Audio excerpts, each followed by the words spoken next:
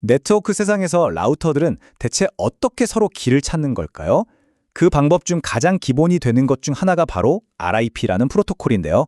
오늘은 이 RIP가 어떻게 돌아가는지, 그 원리부터 시작해서 실제 시스코 라우터에 어떻게 설정하는지까지 아주 실용적으로 한번 파헤쳐 보겠습니다.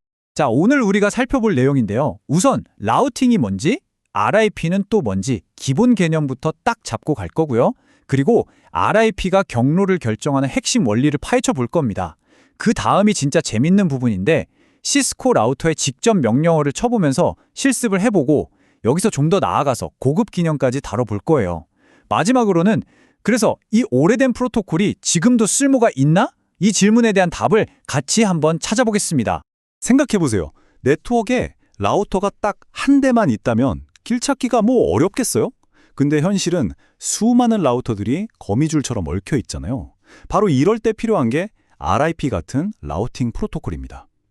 애초에 이런 프로토콜이 왜 필요했는지 그 근본적인 문제부터 한번 짚고 넘어가 보죠.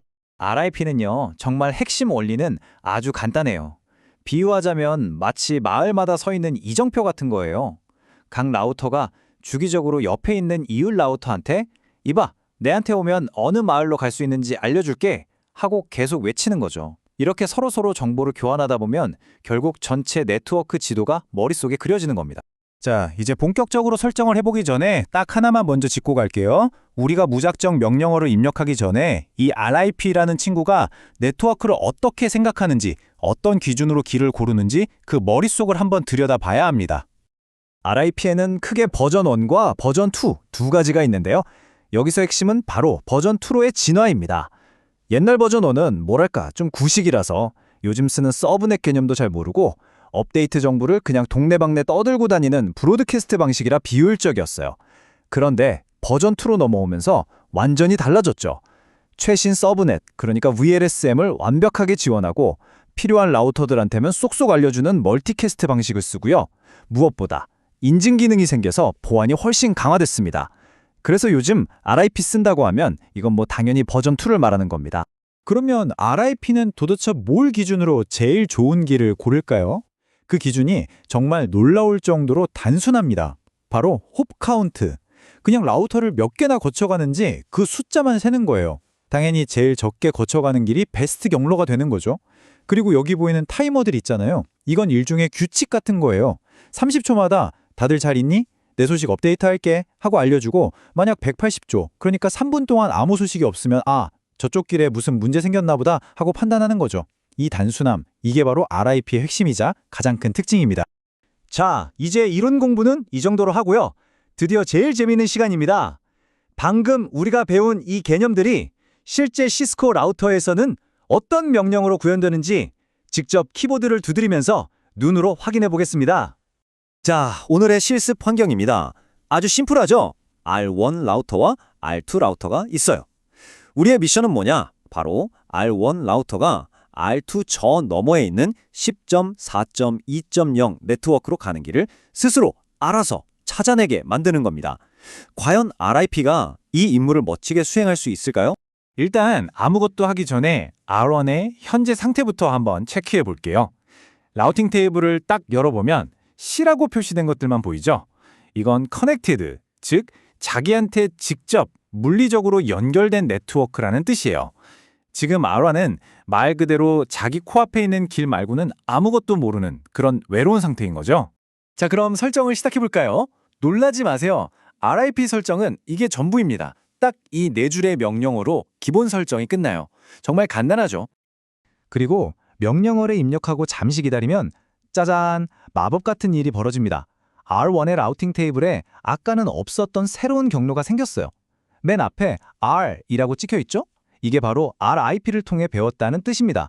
이제 R1은 10.4.2.0 네트워크로 가는 길을 알게 된 거예요. 저기 뒤에 12.1 보이시죠? 120은 RIP의 관리상 거리, 즉 신뢰도 점수고요. 1이 바로 홉 카운트입니다. 라우터 하나만 건너가면 된다는 뜻이죠. 완벽하게 길을 학습한 겁니다. 자, 기본 설정은 이제 마스터했습니다. 그럼 이제 여기서 한 단계 더 나아가서 RIP의 동작을 내 입맛에 맞게 섬세하게 조종할 수 있는 고급 기술들을 한번 들여다볼까요? 원래 IIP의 핌은 자기가 아는 모든 길 정보를 주변에 있는 모든 라우터에게 다 알려주는 게 기본이에요. 근데 생각해보면 그럴 필요가 없는 경우도 많잖아요. 예를 들어 사용자 컴퓨터들이 연결된 쪽으로는 굳이 라우팅 정보를 보낼 필요가 없겠죠. 이럴 때 패시브 인터페이스를 쓰는 거고요. 또 어떤 정보는 알려주고 어떤 정보는 숨기고 싶을 때도 있을 거예요. 이럴 때 쓰는 게 바로 디스트리뷰트 리스트입니다. 내가 원하는 정보만 쏙쏙 골라서 광고하게 만드는 거죠. 이런 시나리오를 한번 상상해 볼게요.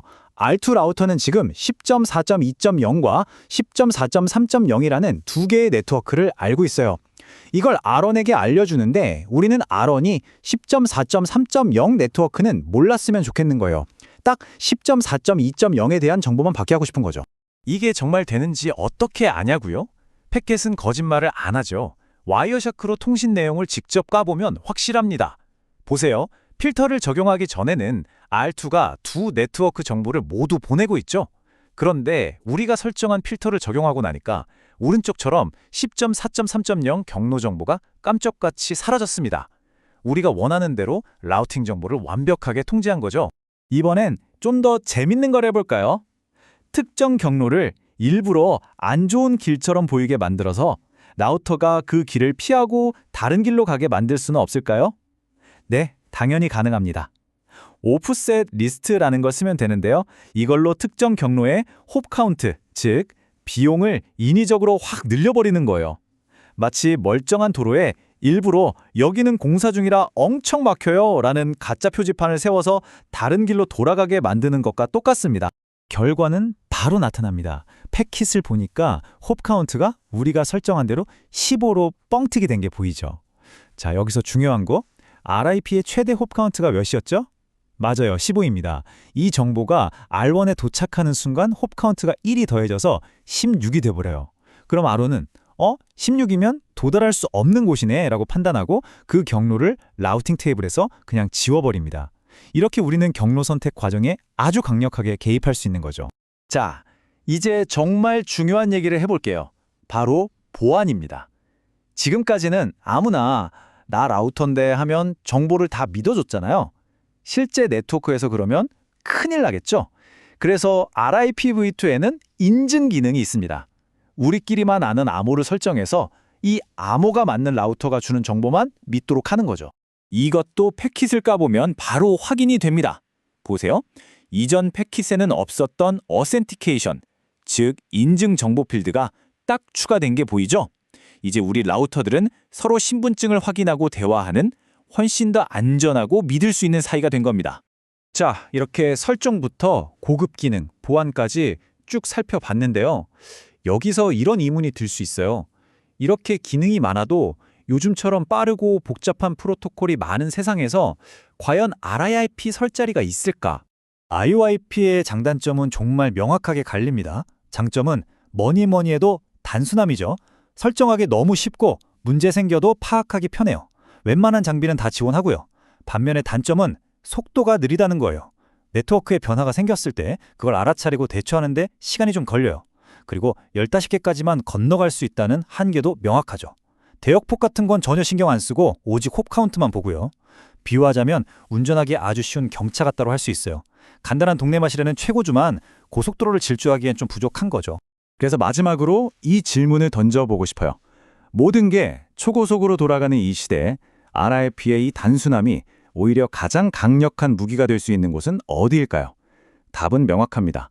아주 작은 규모의 네트워크나 저희가 오늘 한 것처럼 무언가를 배우고 테스트하는 실험실 환경에서는 복잡한 기능보다 쉽고 빠른 설정이 훨씬 더 중요할 수 있거든요. 바로 그럴 때 RIP는 여전히 우리에게 아주 훌륭하고 믿음직한 도구가 되어줍니다. 이것이 바로 수십 년이 지난 지금도 우리가 RIP를 배우고 기억해야 하는 이유입니다.